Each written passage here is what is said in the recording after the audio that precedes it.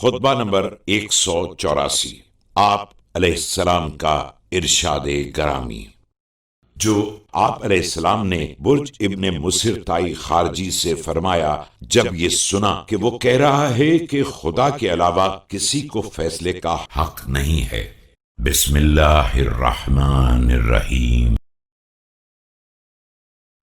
اسكت قبحك الله يا أثرم، فوالله لقد ظهر الحق فكنت فيه ضئيلا شخصك خفيا صوتك حتى إذا نعر الباطل نجمت نجوم قرن الماعز۔